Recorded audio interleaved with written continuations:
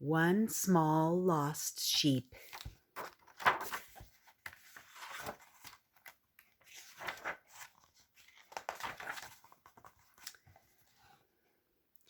A long time ago, on a starlit night, a little shepherd boy named Benjamin was out in the windy hills above Bethlehem searching for one small lost sheep.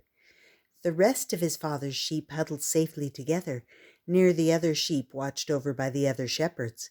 But Benjamin's own best-loved lamb, lame from birth, had strayed from the flock. Benjamin scrambled over the rocky hillside, calling her name. Kivsa, Kivsa! Brambles tore at Benjamin's bare knees, but he kept on climbing. Kivsa! He thought he saw some white wool up ahead and hurried toward it, but it was only a piece of rough woven cloth dropped by some passing shepherd. Where could Kivsa be? So many dangers could befall a small sheep all alone in the night. The rocks were slippery and jagged. Even a sheep who wasn't lame might stumble. Hungry wolves lay in wait. A large hawk might attack a lone sheep, helpless and unprotected. Benjamin struggled not to cry. He had taken care of Kivsa since her birth. As a sickly newborn, she had sucked on his fingers dipped in milk. From then on, she had followed him everywhere, limping behind him almost as quickly as if her crooked hind leg had been strong and straight. At night, she'd slept curled next to him so that he had felt her warmth through his tunic. Benjamin pressed on, hardly knowing where to look. His legs were scratched and bleeding from thorns and thistles. In the sky above, one star shone brighter than the rest, but its light didn't lead him to Kivsa. Kiv, Benjamin called once more. Then he dropped down onto the nearest rock and wrapped his arms around his knees. He cried until he fell asleep. When Benjamin awoke, the night seemed different somehow. The sky was oddly lit, yet Benjamin sensed that dawn was still far away. He rose and began to trudge back to his family. Maybe Kivsa had found her own way there by now.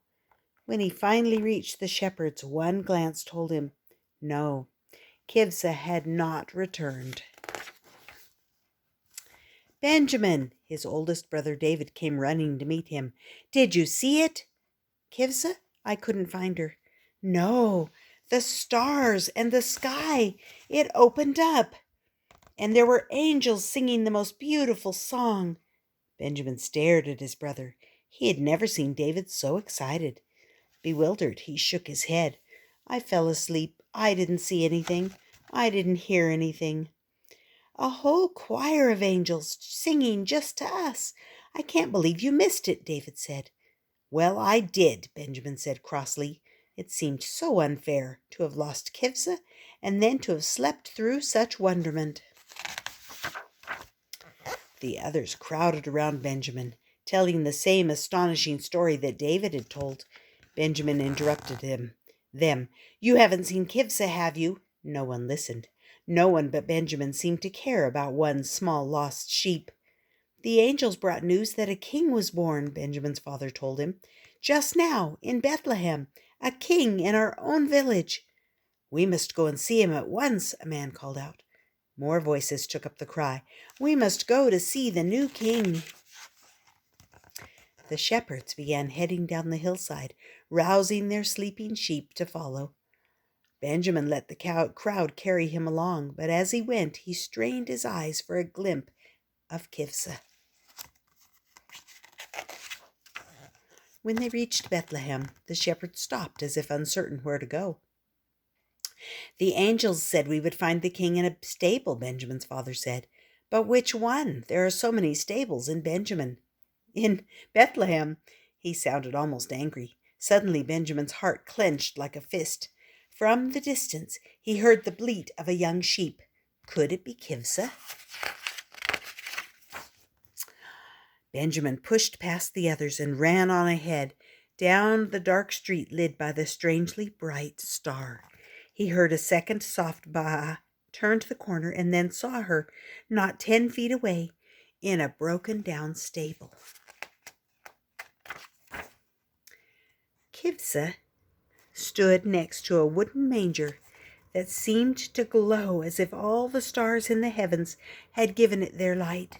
Beside her stood other animals Benjamin recognized from the village: Isaiah's blind ox, his massive, sightless head bent low; a half-starved donkey, beaten and neglected by his master; an old goat, stooped with age, missing one ear. Benjamin stood close to Kivsa, his throat thick with tears of joy. See, there's Kivsa. Then he saw the newborn baby lying in a manger, warmed by the breath of the animals gathered there. Behind the manger he saw a man and woman too. They smiled at Benjamin, a gentle, welcoming smile. Wordlessly, Benjamin dropped to his knees. He knew, without any angels to tell him, that this was the newborn king. Then the other shepherds were behind him, kneeling too.